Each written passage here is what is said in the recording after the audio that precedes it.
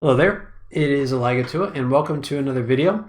Today we are going to be talking about the 10 levels of fog openers. This is a little bit different from my normal videos. In this video we're not going to be covering one replay in detail.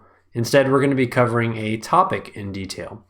And this topic is all about how to set up good openers in your fog games.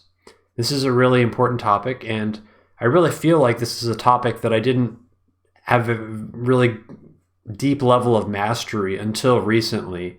Even within the past couple of months, I'd say, I really wasn't an expert at having good openers, and I relied more on my mid-game and my late-game strategy to carry me to victory, even though a lot of times my openers were putting me behind.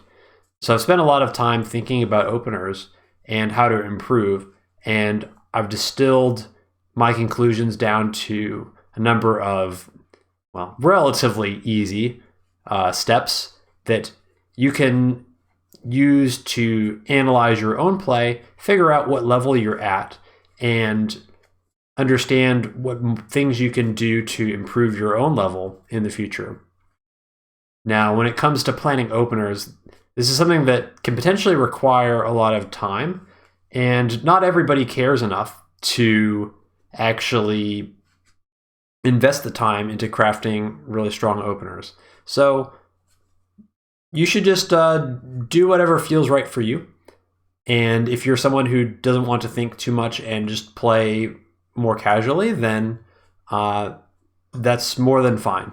But if you're the type of person who wants to succeed in tournaments, especially where you're often looking at a map for the first time and you want to have a really successful start, well, this video hopefully will be really useful to you to give you a way to invest your time wisely and come out with something that that ends up being reasonably refined and something that you can be happy with in your tournament games, or even your global league games if you take your individual matches very seriously and want to try to win at a very high win rate, I guess.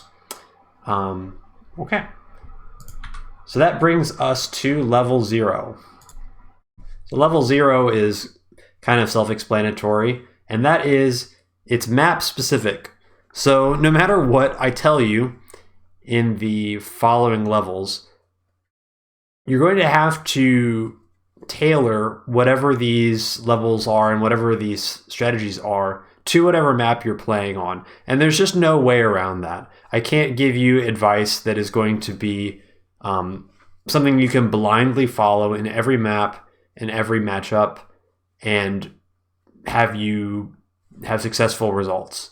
It's just not possible because there are so many rules that don't apply on certain maps, matchups that create exceptions to the norm, things like that. I know that's not super helpful to lead off with because I'm kind of telling you that you have to take everything I say with a grain of salt, but that's just the truth. And as you become more experienced as a Advanced Wars player, you will start to get a better idea of what are the exceptions and what are the nuances in certain map styles or certain matchups. And then you'll be more able to tailor those things to whatever situation you're in. That being said, these levels will give a way for you to try to make a plan. And if your plan fails and you kind of get wrecked in the opener, then that's something that you can go back and look at what went wrong and what kind of things you can change in the future, and what assumptions, what conclusions did you make that ended up not working, and then that's wisdom for future games. So I encourage you to do your best to adapt these rules and these levels to whatever specific situation and whatever specific map that you are playing on. So with that being said, let's go past level 0 and let's get into some actual content. Okay, level 1 is build units from every base every turn. This is the most fundamental of advice, and for anyone who's playing their first couple of games at Advanced Wars, you'll quickly learn that You want to be producing from all your bases every single turn.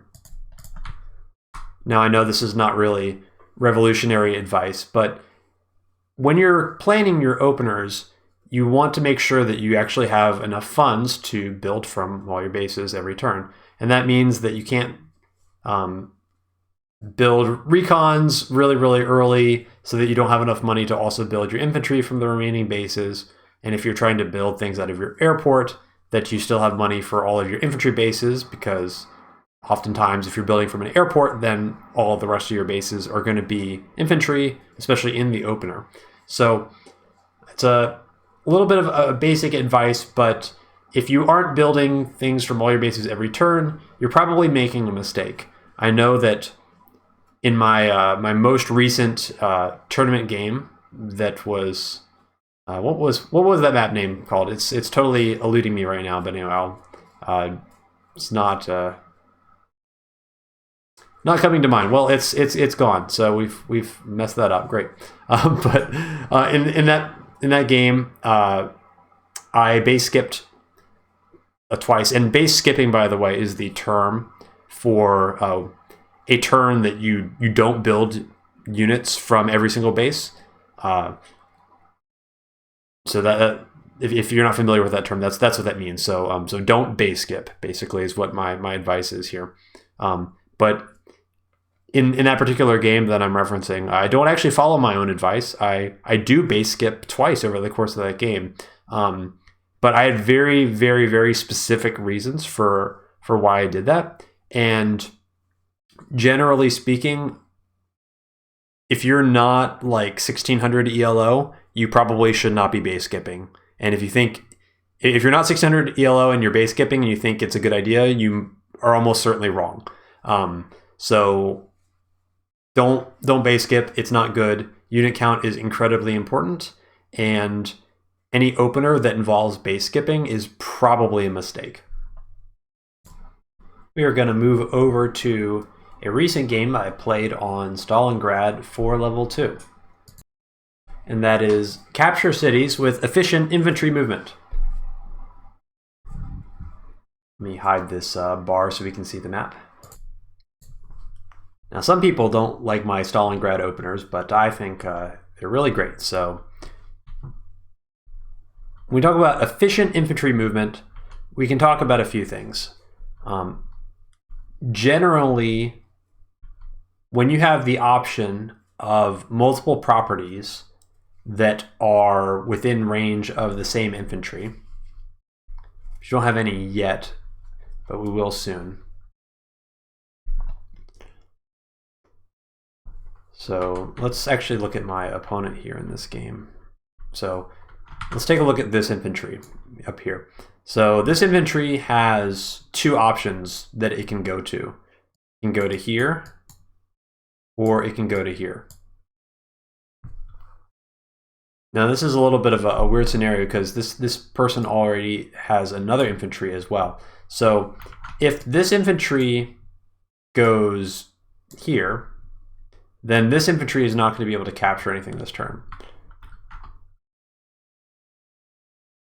Alternatively, if this infantry goes here, they're going to be able to get that, and then also have this infantry get that. So generally speaking, in the early game, in your opener, you want as many infantry capturing as many properties as early as possible. That is the general principle. Now, sometimes you may be breaking that rule, and we'll get more into like why you would break that later. But one reason why you might choose a different routing is to avoid situations where an infantry kind of gets stuck in a position where it's not going to be able to capture anything else for a while. And that's what kind of happens with this infantry, where he ends up in the corner here, and then his route to the next property is more than 2 moves away.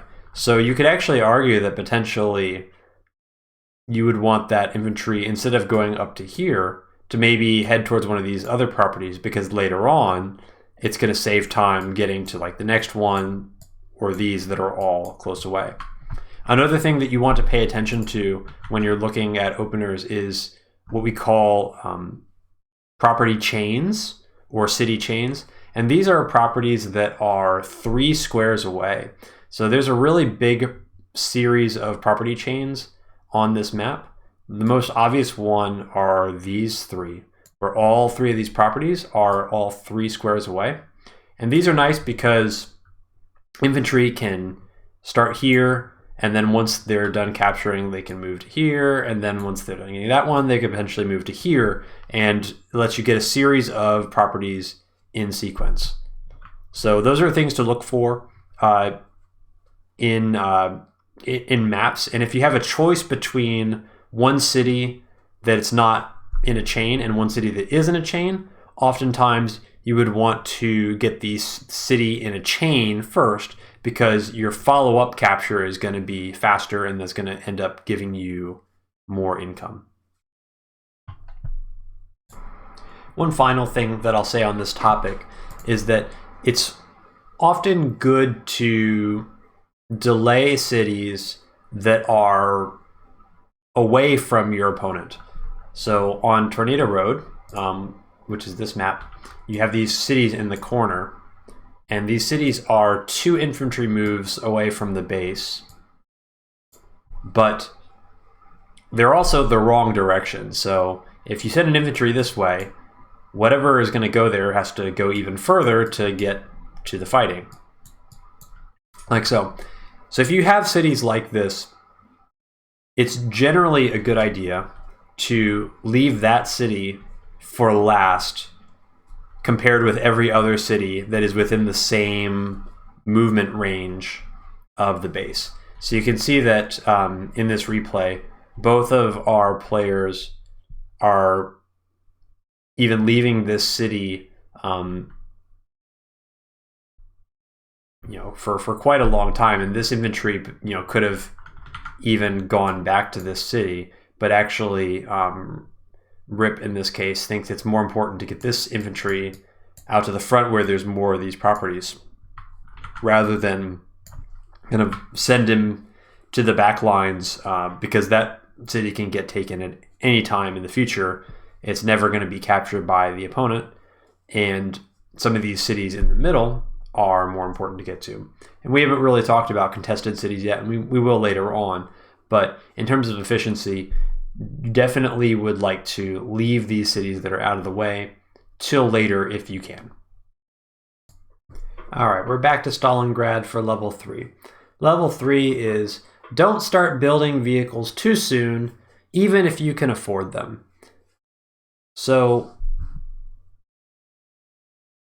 as you're capturing stuff, capturing cities, you're going to be getting more income, and that income is going to allow you to buy units that are more expensive than just infantry. Just because you have enough money to buy a vehicle doesn't necessarily mean that you are obligated to buy a vehicle the first turn that you have the funds for it. This is where map specific comes into play a lot. On certain larger maps, especially maps with a lot of properties, it often can be good to continue to build infantry even if you have money to build tanks or recons or other units. And Stalingrad is a pretty classic example of that. On this turn, I've got 5,000 gold, and so that is enough for me to build a recon and infantry if I want to. But instead, I'm going to continue to only build infantry. And likewise, my opponent is also going to continue building infantry even though they have money as well. And even this turn, now I have 9,000 gold, so I could even build a tank and 2 infantry if I want to. But I'm going to be continuing to build infantry as well.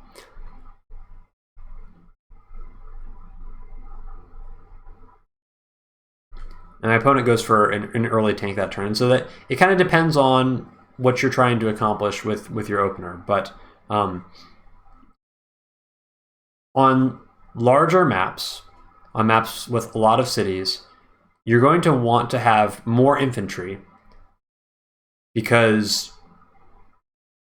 if there's more properties, having more infantry out on the map will help you capture those properties more efficiently.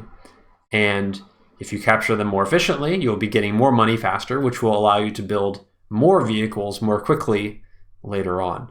And depending on the terrain of the map and how income rich it is and how contested some of the cities are, that's going to be more important than ensuring that you're completely safe from harass from your opponent all the time. On a map like Stalingrad, for example, sending a recon to your opponent's side of the map takes a really long time. And so if you send a recon over there, by the time it arrives, it's going to be at least 3 or 4 turns later on. And by the time it gets there, there's a good chance that your opponent has had time to build a tank. Additionally, because your recon takes so long to get there, that tank is going to likely be at the front lines, because it doesn't take very long for a tank to be in coverage range of the furthest infantry out there. So if you build a recon very early on and all you're able to do is watch your opponent capture cities, then your recon isn't really producing much value for you, and you would have probably been better off just having another infantry that's going to help you capture the cities and get you more income, rather than trying to do harass that either can't work or even protect units that aren't threatened. So it's not just recons that sometimes can be skipped over temporarily. Having tanks early enough can, I guess, kind of hinder your income curve as well. So if Quacker Duck built a tank on day 4, and the tank doesn't, it's kind of out here very far forward, but generally speaking, tanks are not going to be able to accomplish too much aggressively early, at least this early in the match. Generally, early tanks are more of a defensive option. So in this scenario, it seems like that tank is going to maybe be covering the corner. So it might actually work out in this case, but this is a really old replay, by the way. So I didn't even remember what happened, because I don't do openers like this anymore. But this is a good example of a map where you wouldn't want to build, like, for example, a day 3 recon. And day 3 recon is a term that you probably would be wise to remember, just because day 3 is often the first day that you have enough money to buy a recon for the first time. And so day 3 recon is a special name for an opener where you buy that recon as soon as you have the funds for it. And so often that is considered an opener that is very aggressive.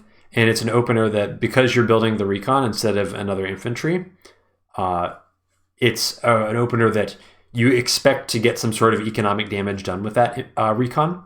And if your recon is not able to accomplish that, then you end up being relatively far behind in your opener. So some maps, it can be very good to go day 3 recon because of certain timings or things like that. You're likely to get that economic damage and put a lot of pressure on your opponent. So it can be good on some maps, but on other maps, it's not. So you should think about whether your map is good for early openers or early aggressive openers. And if it is, then think about it. But if not, don't be afraid to save up that money and just focus on infantry for the first couple of turns. Okay, we are back on Marengo now for level 4, which is use transports if boosting speeds up captures or if the map is big. Now we've got some heavy hitters in this match. We got Rip and Aegis, and we are going to start talking about transports. Now transports can be either APCs or transport copters, sometimes black boats as well, depending on the map. Although I think APCs and T-copters are generally more common, and black boats, or I guess landers, would be more common as pre-deployed units that you get for free at the beginning of a map. So definitely check your map to see if you start out with any of those units.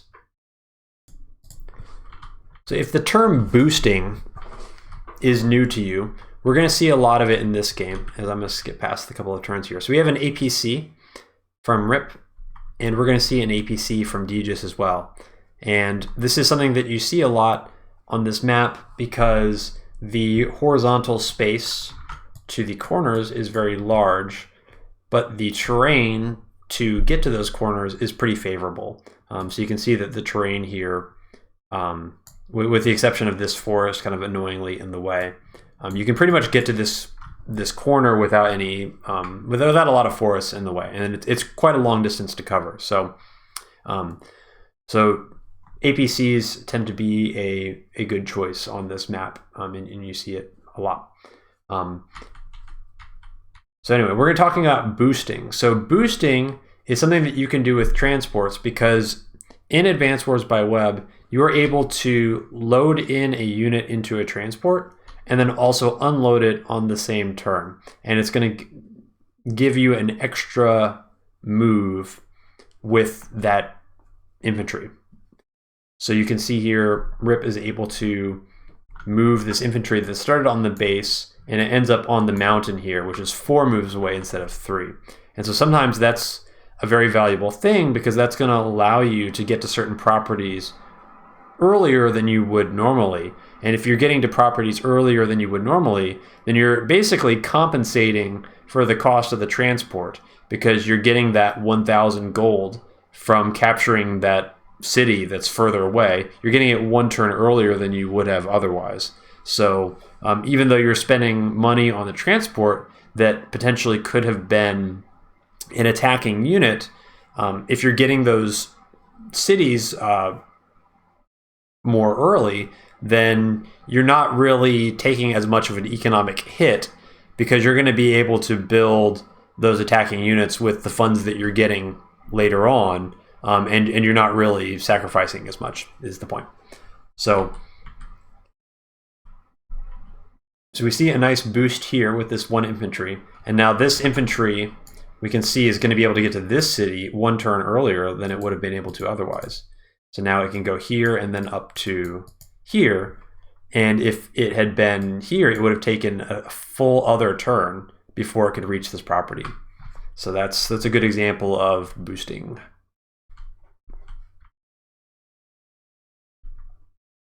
And we see DGIS doing something similar, using a infantry here to reach this spot much more quickly. And so now DGIS can get to this city as well much faster than you'd be able to otherwise.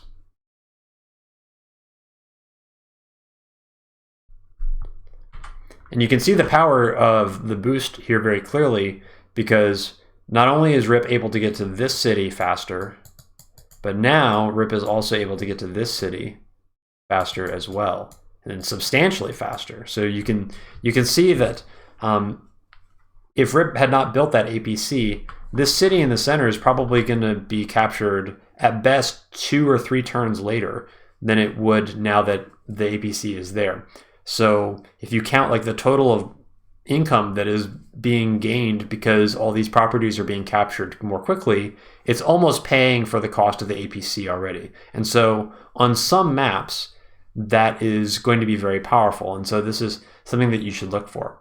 Now, something that is often difficult to think about is what makes properties good for boosting. And so the magic rule really is any property that is 7 or 10 squares away from a base is a really good candidate for boosting. So we have, here is 1, 2, 3, 4, 5, 6, 7, 8, 9, 10. So you see we boosted to get to this. So that made that really good for boosting. And we're going to go to another example now. I'm going to give you some more APC action here. We're back on Stalingrad now. I know we've been seeing a lot of this map, but I want you to pay attention. So this is actually a map that is crazy good for boosts, because this city is 4 away, and oftentimes you can't really easily boost to a city that is 4 squares away from the base.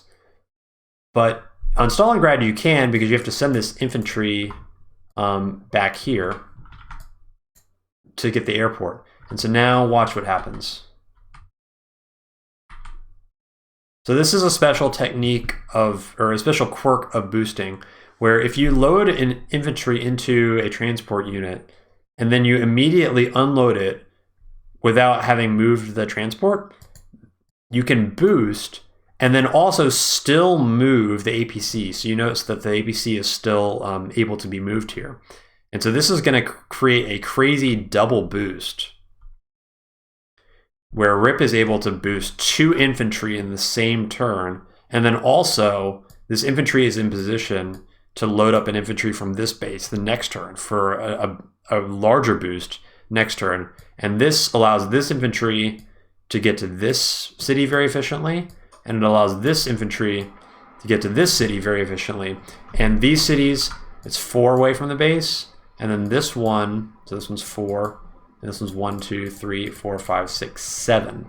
So it would be 3 infantry moves away from the base normally, but because you have that boost giving you 1 extra square of infantry movement, it cuts down the total number of turns needed to get there by 1.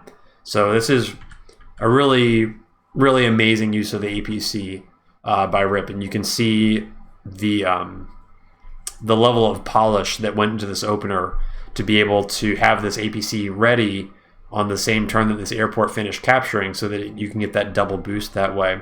And also, Rip skipped over these cities with this infantry. This infantry just like walked right by him, because Rip knew that later on he was going to be able to get these cities more efficiently by using the boosts. And so that actually allows Rip to set up this infantry on a city with multiple capture chains available to it once it's done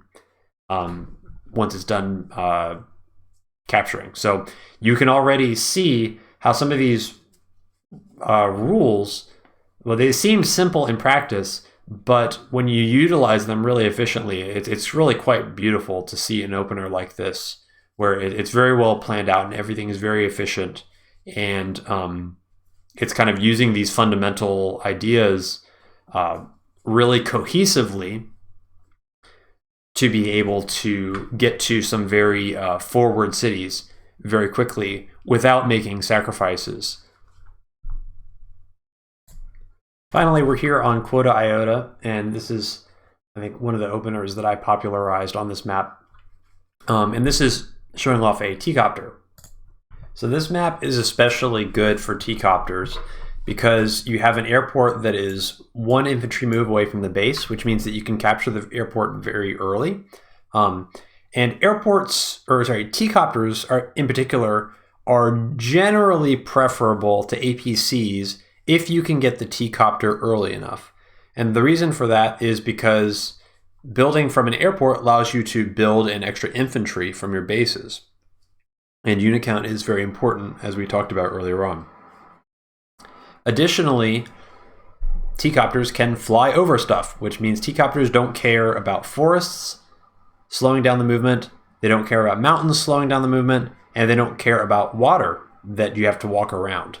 So T-copters are better versions of the APCs, but a lot of maps put the airport farther away so that you can't get the T-copter as early as you could get an APC. So, but on this map, that's not the case. You have very early access to the airport.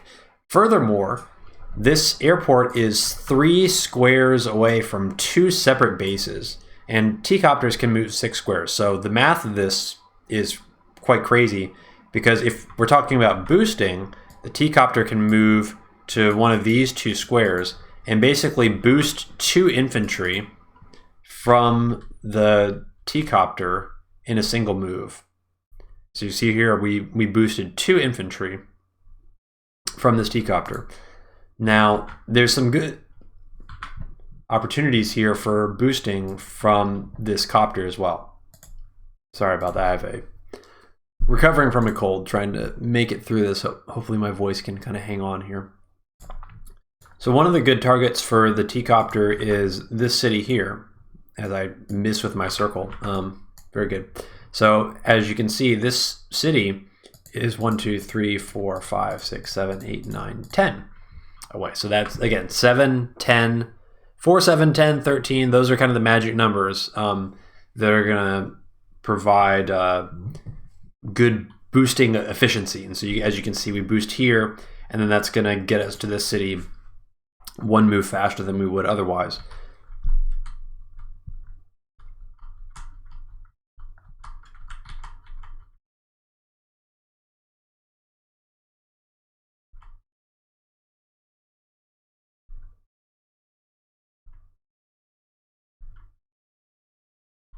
But as you can see, just you don't necessarily need to move the T-copter its full distance. And in this scenario, we're actually moving the T-copter one move shorter than we could have. And this tile here, I'm going to do some math here. 1, 2, 3, 4, 5, 6, 7, 8, 9, 10, 11, 12. So it's not a full like 13 moves away for like full efficiency, but it is quite far away. And that T-copter allows us to get an infantry within range of this city within one turn of moving the infantry and then transporting it. So we're really dramatically improving our access to the city by getting the transport, and early access to those cities ends up being more money, as we've established. So look for opportunities to incorporate transports into your build. It can seem a little bit scary sometimes because you may feel like you're making yourself vulnerable to harass by not building attacking units immediately. But if the map works well with the city layout, and if building those transports actually gives you more income and better access to cities quickly, then sometimes that risk can pay off, and you'll be making more attacking units later on to compensate for your early investment in economy. All right, we've made it to Far East El Dorado. That's the name of the map that was totally eluding me earlier on. And this level is know which properties belong to you. Now you can see that we've made it halfway through our levels today, and already things have become substantially more complicated, because knowing which properties belong to you is often not simple at all to know, especially if you're looking at a map for the first time. On a map like this, there's so many cities. Which properties actually belong to you? Well, let's have a look at this map. If you are looking at a map for the first time and you have absolutely no idea how to approach this problem, a good way to get an idea is just to try and draw a line through the middle of the map. And so we say the middle of the map, we're generally taking our bases as one corner and the other bases as another corner, and we just kind of draw a line between the center of the bases. Not all maps in Fog are diagonal. Sometimes you'll have maps that are more horizontal, where you'll have the bases at the bottom here, and then you'll kind of draw a line horizontally.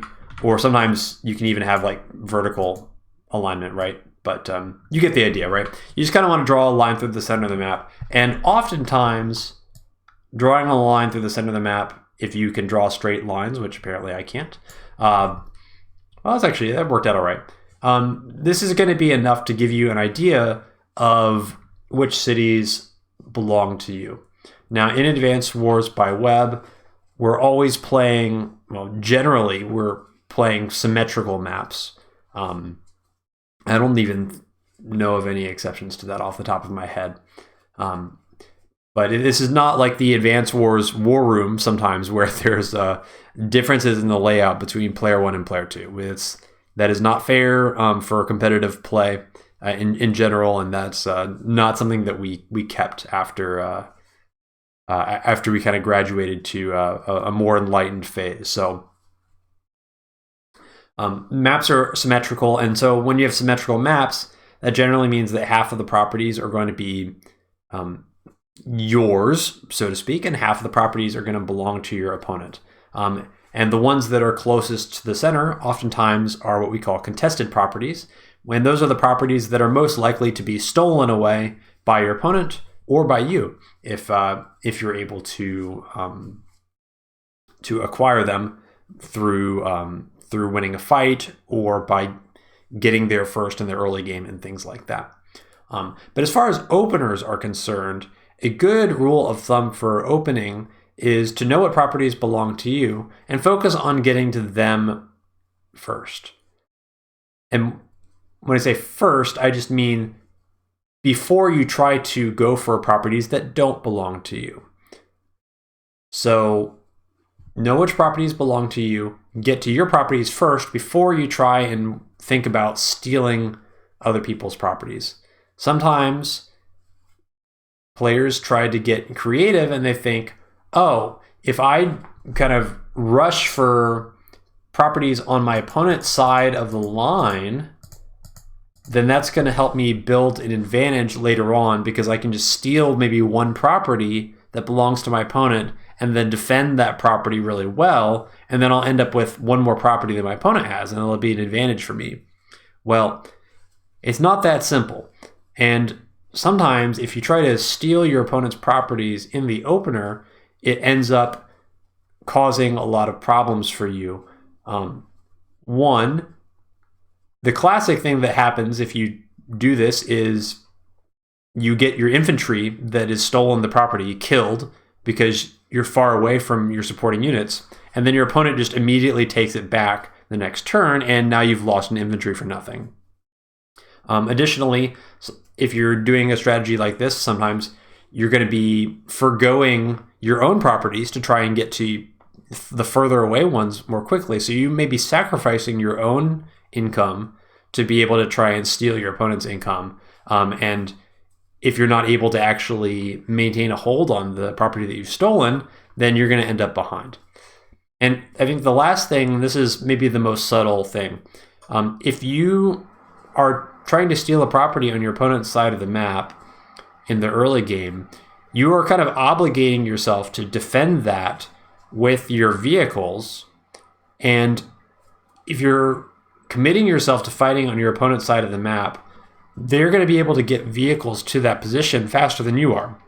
And so what inevitably happens is your opponent is able to get more vehicles there, and then you're trying to defend it, but you have less stuff. And so it can end up creating a fight for you where you're at a significant disadvantage, and then taking that fight, well, not only have you lost maybe an infantry that captured that city, but now you're starting to lose vehicles as well, and you're furthering your disadvantage. So unless you are really experienced on the map and you have some kind of very sharp opener, something very specific that you're trying to target, I think it's very wise to focus on your own properties in the early game and just focus on getting what is yours very efficiently. And if your opponent is trying to interfere with that, then they're the ones that are trying to fight on your side of the map, and they're going to be putting themselves at a disadvantage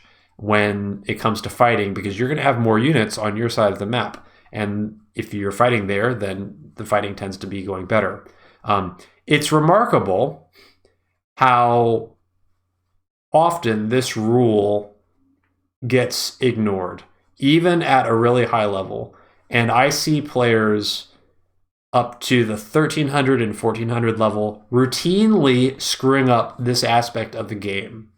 So I encourage you to spend some time, especially when you're looking at new maps, just take some time and think about what properties are mine, what properties aren't. And if you're not sure, just focus on the ones that are yours and make sure that you get those properties. Because in the worst case, you're going to be ending up with even income, and you're going to at least be on even footing heading into the next phase of the game, if you don't have anything, any more deeper insight than that. So I think that is a good guideline to go by. And let's take a look and see what happens when we don't follow this rule. Isn't that fun? Oh yeah. So we got an APC opener from Starflash. And if you want to get more information on this map as we are kind of zooming through, I did do a full video on this map breaking down what properties belong to whom. So in great detail, you can see my analysis of that in that other video. But what we're going to be looking for here is we've got a transport opener, and this is a transport opener where this infantry is getting boosted really far, and you can see that we're already kind of crossing the center of the map here.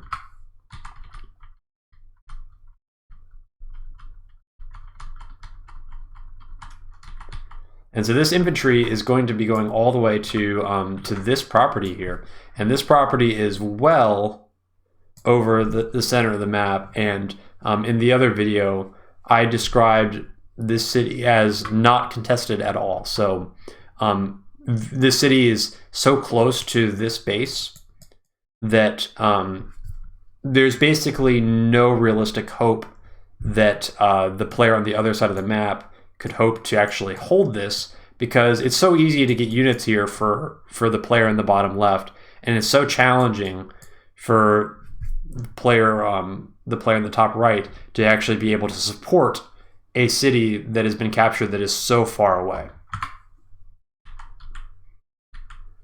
And what happens is this gets spotted by a recon that was built one turn ago and gets interrupted, and then the infantry seppukus, and now that is the leading infantry. So that is the infantry that was pushed the farthest forward by our player in the top right, and that infantry could have been, instead of going for this city, it could have been going for any of these other cities, and it wouldn't have been interrupted, and it would have been able to generate income for the player in the top right. But because Jess just gets too aggressive with the infantry and too greedy, it ends up dying and basically accomplishing nothing. And it's a pretty substantial income loss, because you're losing that infantry, but also you invested a lot of time in this APC to get it very far forward, and then you didn't actually accomplish anything with it. So when you build the transport, you want to get efficiency, but that didn't happen in this case. And now all these units are really far forward, trying to... This infantry is in no man's land, trying to maybe get this city here. But these are again, these are cities beyond the center of the map that are trying to be secured, when there's still cities on Jess's side of the map that are unclaimed.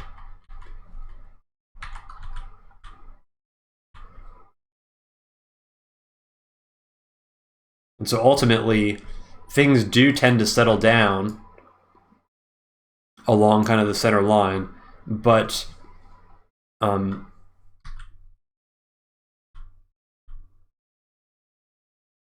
the end, this causes, well, Jess gets her comm tower denied for a while, which ends up being kind of bad. So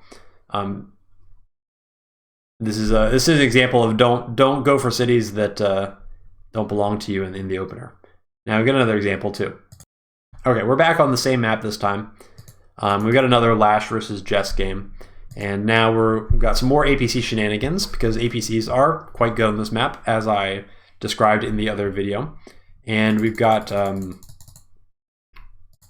we're going to be looking at the Lash player this time, and we can see that this infantry is getting boosted up to here. And again, if we draw our line through the center, this is a city that is beyond that center line. So this is not a city that normally belongs to Lash, but we're going to try and go for it anyway. And so it gets captured. And actually, it's kind of the best case scenario. So Jess is able to see it, but Jess doesn't really want to interrupt it this turn, because Jess built an artillery. And Jess infantry into Lash infantry on a city is not going to go that great for the Jess infantry. So Jess just opts to relax and let it finish, and instead start building some attacking units to recapture it. And so we can see how this goes.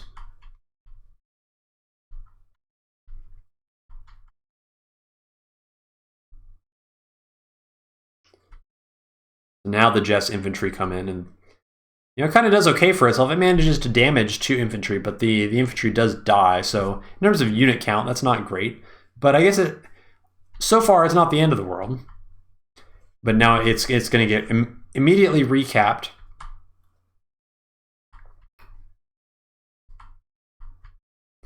And this is the trouble, right? So you got the city. You got like probably 2 turns worth of income from that city, but now you've lost the infantry. It's going to get recapped, and if this infantry tries to like fight into this guy, I mean, you're going to end up losing more infantry here, and it's going to kind of spiral even worse. But if you try to defend this city, you're allocating vehicles to try and defend a property that is across that center line, and so your opponent's reinforce is going to be a lot better. And here we see a tank driving directly into artillery range, and an infantry kind of stacking itself to delay the capture another turn. And so this is unfortunately a really deep overextension. And now we're, not only did we lose infantry, I mean, sure, we damaged all the infantry here, but these infantry can just repair if they're given enough time, and it's not really substantial damage. But we're already starting to lose vehicles now because we overextended it in our opener. And that tank dies for free, and the city does ultimately get captured. And this corner ends up getting denied temporarily, but even though it does create a temporary income deficit for, well, I guess, yeah, a temporary income deficit for Lash, the situation that was created here is that Lash is not strong enough to actually fight Jess's army, because Lash ends up down a tank and a few infantry, and ultimately that ends up being pretty decisive later on. Okay, so that's level 5, and I think actually what I'm going to do now is I'm going to call an audible. I had originally planned to record all 10 levels in one take, but we're actually not going to do that. Sorry, I had to cut my voices hanging on by a thread here. We're actually going to turn this into a part 1, part 2. And I will have a separate video for levels 6 through 10, and then we'll just kind of have this be a series of a couple of videos in a row. But I think final thoughts for these first 5 levels. I made it. I don't even know what ranking I made. I think I made it to like 1300 or 1400 with purely the principles that I've outlined so far. So if you apply these ideas wisely, you can get into the top 10. Genuinely, you can get into the top 10 purely with openers like this, of this quality. You don't need to be doing really crazy stuff to gain advantages. Just doing reasonable, sane openers is good enough to get you quite high in the fog ladder. So if you're new and some of these concepts seem really overwhelming to you, I highly recommend that when you're playing on a map for the first time, to go into the replay archive. I'll link the replay site in the description of this video. There's a replay archive where you can go download basically any replays from the past couple of years that have been played. And it's a really great tool for finding replays to copy. Go find a high-level player that you trust that has played on the map before, or just look for somebody with a big number next to their name and download them playing on that map and copy what they do. There's a good chance that it is going to be good enough to at least not put you at a really serious disadvantage in whatever game you end up playing. So I think that is a really good way to start, and that is what I did for a very long time. And learning these openers in depth and some of the content that we'll cover in the next video, I did not learn for a very, very long time, and I was able to get very far without learning it, just because I was somewhat conservative in my strategy, and also I copied people that I thought were good, and I got really, really far with that. So I would encourage you, if you're new, to don't feel like you have to figure all this out yourself early on. Copy what other people have done. Try to understand maybe what makes it good. That is a good way to learn. But oftentimes, you're not really winning the game with the opener, and you shouldn't expect to. And oftentimes, just getting yourself in a solid position for the rest of the game is enough for all but the very, very best players. It's very hard to put yourself in such a deficit from a slightly unlucky opener.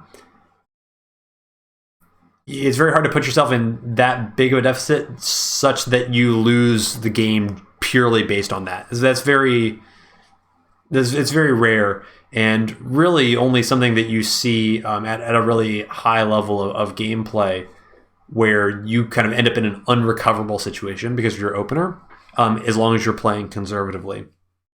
And that's just because people make enough mistakes in the later parts of the game that oftentimes you can kind of recover. So I hope that these levels were useful to you. And if some of these seemed a little bit basic and elementary, well, don't worry, because we are going to be going all the way down the rabbit hole for the next couple of levels. So look forward to that. We'll be going really, really deep into kind of all my secrets, and maybe I'll regret giving them all away for free on YouTube, right? But look forward to that. And so until then, it's been Alagatua, and we'll see you next time.